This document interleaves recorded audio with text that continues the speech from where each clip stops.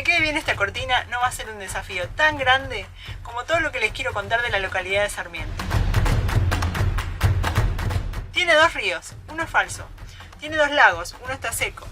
Descubrieron un misterio bajo las arenas. Tiene unas dunas complicadas, una trochita de los que pocos saben y un bosque que se convirtió en piedra. De una manera u otra, todo esto se los voy a contar.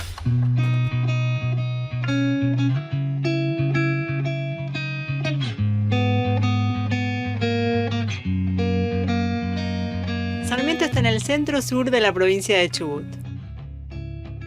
Por un decreto se definieron 200 lotes, pudiendo obtener uno bajo la condición de al menos cultivar 10 hectáreas, plantar 200 árboles, introducir hacienda y hacer una pequeña construcción. Pasados 5 años y cumplido esto, se otorgaba el título de propiedad. A este grupo de lotes se lo denominó Colonia Pastoril Sarmiento.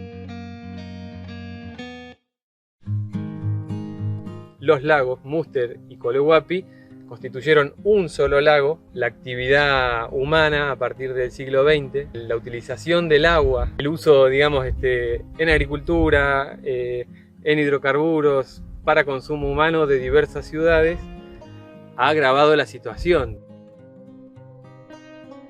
Hay 2 lagos que se ubican en el norte de Sarmiento.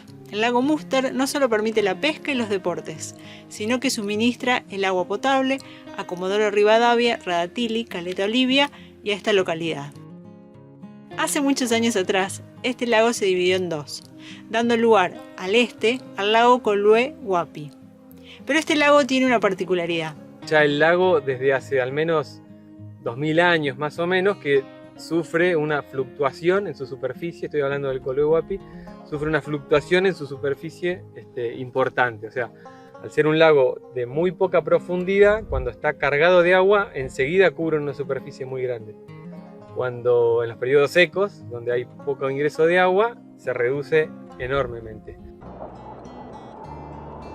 La falta de agua, el tipo de suelo y los intensos vientos provocan otras complicaciones.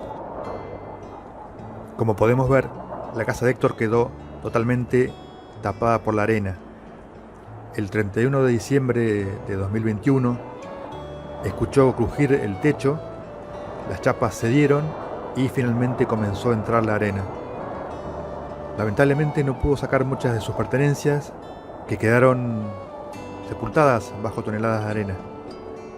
Actualmente se encuentra viviendo en un galpón al lado de su casa, donde improvisó una habitación.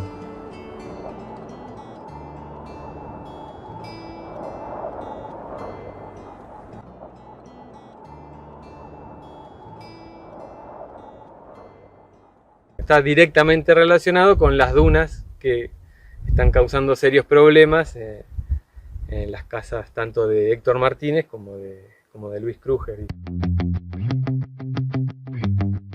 El río Senger viene desde el oeste y desagua en el lago Múster. A 50 kilómetros de Sarmiento se pensó en embalsarlo, pero su lago podría traer consecuencias a los pueblos vecinos de Facundo y Río Mayo.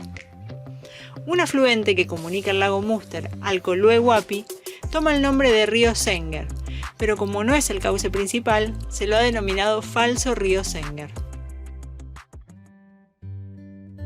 Para aquellos que no conocen todo el tema relacionado a la cuenca del Senger, que lamentablemente el lago Colehuapi lo hemos perdido, nos queda solamente el lago Múster.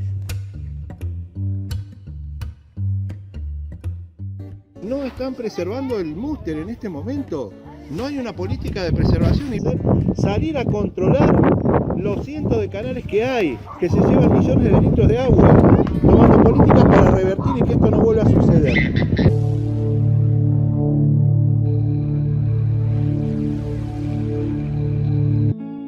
Durante 50 años buscaron un avión, que había desaparecido en el año 1964. Al retirarse el agua del Colue-Huapi, lo descubrieron.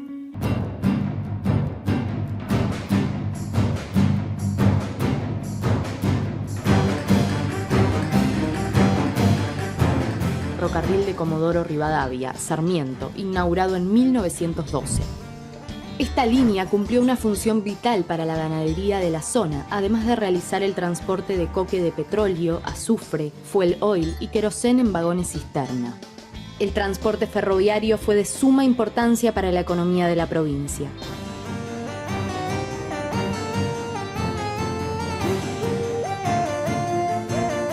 El ramal Comodoro Sarmiento funcionó de 1914 a 1973. En 1991, 2000 y 2007 surge la propuesta de desarrollar un tren desde Sarmiento hasta el Bosque Petrificado, unos 38 kilómetros hacia el sur, quizás inspirado por la Trochita de Esquel o la de Ushuaia. Convenios incumplidos, negligencia o negociados quizás, dieron como resultado que los restos que se pensaban utilizar fueron levantados. La justicia logró resguardar lo que quedaba, aún sin ser desmantelado, en los últimos 30 kilómetros de las vías históricas que llegaban a Sarmiento.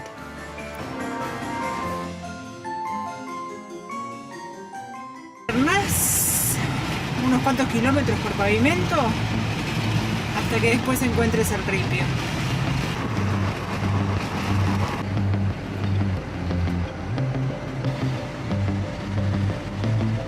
Pavimento de 500 metros. El día que conocimos el bosque que se transformó en piedra, no solo fue una jornada de unos 38 grados, sino unas ráfagas de 70 km por hora, lo que nos complicó el paseo.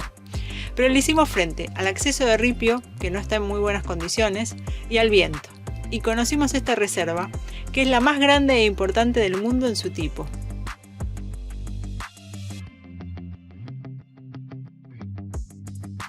Para que se den estos bosques petrificados, se tiene que dar primero que el bosque, los árboles, sean cubiertos de forma muy repentina por material, en este caso fueron cenizas volcánicas, y evita que se descompongan los restos vegetales. Entonces, después empiezan a circular en el sistema algunos líquidos que contienen alto contenido de minerales, en este caso es sílice. Los restos vegetales no se degradan, se preservan. Este mineral que va circulando de a poquito y muy lentamente, la sílice reemplaza a los tejidos vegetales originales, pero con la particularidad de que preservan todas las formas.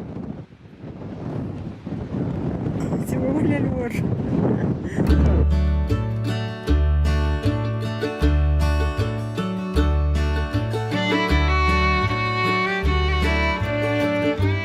En general, los parques nacionales protegen bosques actuales. En este caso, protege un bosque fósil petrificado, desde 1973, aunque fue descubierto en 1927.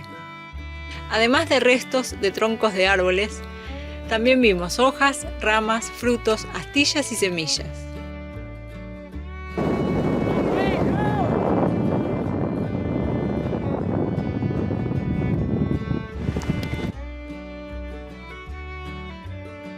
En pocos minutos te conté muchas cosas de la ciudad de los lagos, así también llamada la localidad de Sarmiento.